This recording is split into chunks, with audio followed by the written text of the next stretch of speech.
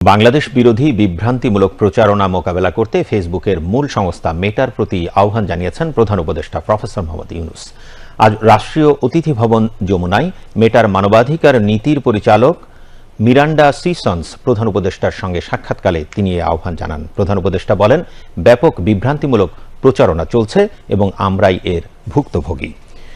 Miranda Sissons প্রধান উপদেষ্টাকে মেটার মানবাধিকার নীতি ব্যাখ্যা করে বলেন, তাদের প্ল্যাটফর্ম ব্যবহার করে কেউ যাতে বিভ্রান্তি ছড়াতে না পারে সেজন্য তারা সতর্ক রয়েছেন। মেটার প্রযুক্তিকে তরুণ উদ্যোক্তাদের জন্য আরও ব্যবহার বান্ধব করতে বলেন প্রফেসর ইউনূস। ফেসবুকের প্রচুর সম্ভাবনার কথা তুলে ধরে প্রধান উপদেষ্টা বলেন, তরুণদের উদ্যোক্তা করতে ফেসবুক ব্যবহার করা যেতে পারে। দেশের তরুণ জনগোষ্ঠীর স্বার্থে বাংলাদেশ সরকার ফেসবুকের সঙ্গে যুক্ত থাকবে বলেও জানান প্রধান উপদেষ্টা। এ সময় এসডিজি বিষয়ক প্রধান সমন্বয়ক লামিয়া মোর্শেদ, বাংলাদেশ ও নেপালের মেটার পাবলিক পলিসির প্রধান রুজান সারওয়ার, মেটার অ্যাসোসিয়েট জেনারেল কাউন্সিল নয়নতারা নারায়ণ, মেটার এশিয়া প্যাসিফিক অঞ্চলের মিস ইনফরমেশন নীতি বিষয়ক প্রধান অ্যালিস বুদি সাত্রিজো উপস্থিত ছিলেন।